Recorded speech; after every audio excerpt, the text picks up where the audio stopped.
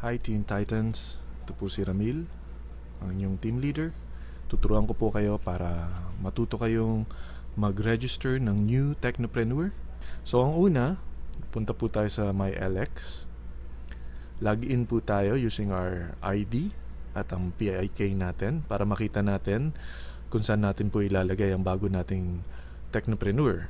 Ito ng main page ng ating mylx.biz. So sa my genealogy, dito natin makikita ang network natin. So i-click po natin ito. So ito na po. Nasa loob na tayo ng mylx.biz. So lalagay po natin siya dito sa B. Kasi meron po tayong dalawang team, no? Yung A at B side. So ito po ang A, ito po ang B. So ngayon pupunta po tayo sa loadextreme.ph para doon po natin siya i-register. So mapansin nyo, meron na akong mga tab dito, no? So ganito po ang itsura ng Technopreneur card. Ito po yung harap, ito po yung likod. So sa harap, nandito po ang ID number.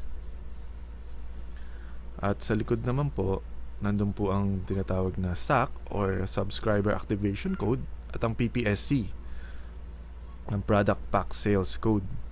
No? So kailangan po natin itong mga data na to para sa registration. So babalik po tayo sa LoadExtreme.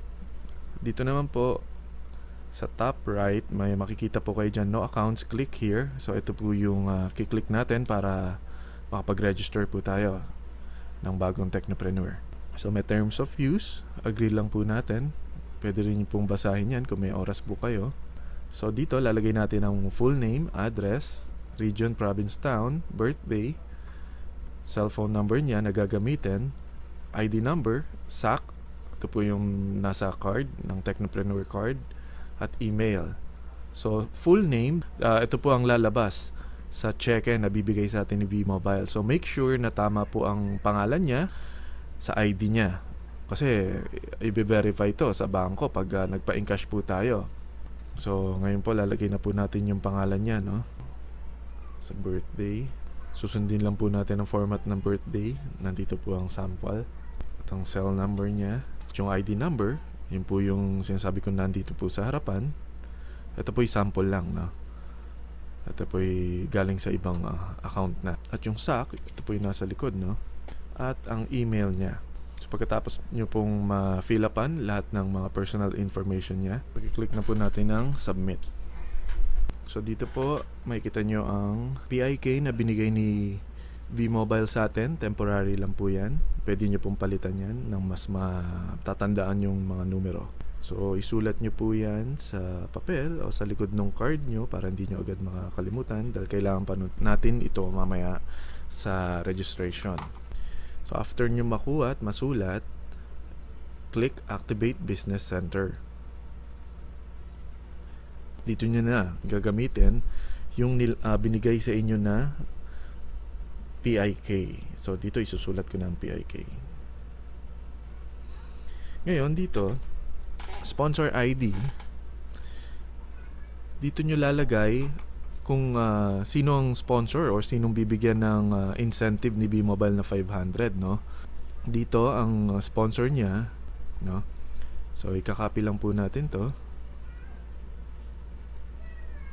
Paste po natin yan para mas madali. Pwede nyo rin naman isulat kung alam nyo. At ang placement niya, since una niya ito, kung mapapansin nyo, una niya. So wala pa siyang downlines, no? Ibig sabihin kasi ng placement, kung saan natin siya ilalagay. So dito, dito pa rin, sa kanya pa rin natin siya ididikit. Maliban na lang kung meron na siyang ibang downlines, ang kukunin nating ID ay yung ID kanyari ni number 2 or ni number 3, no? Kung doon natin siya ikakabit. Ganun lang po naman eh. So ngayon kukunin ko ulit to, copy and paste, at lalagay ko po siya sa Team B,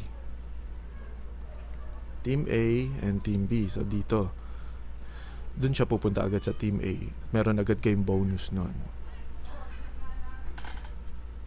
para pares. Minsan kasi nagkakamali ang mga bagong Technopreneur, pareho nilang nalalagay sa A. So ang mangyayari nun, automatic na ilalagay ni system dito.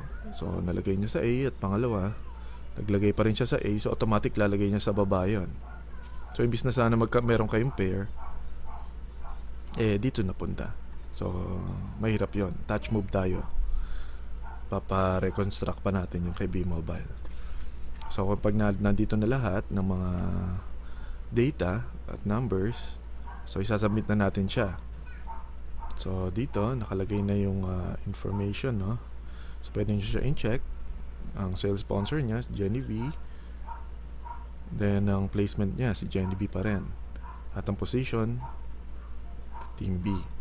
So pag nakuha nyo na, lagay nyo ulit yung PIK niya,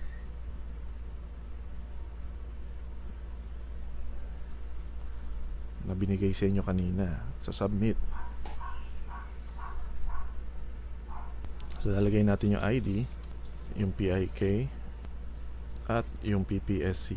Ito yung PPSC sa likod ng Technopreneur card natin.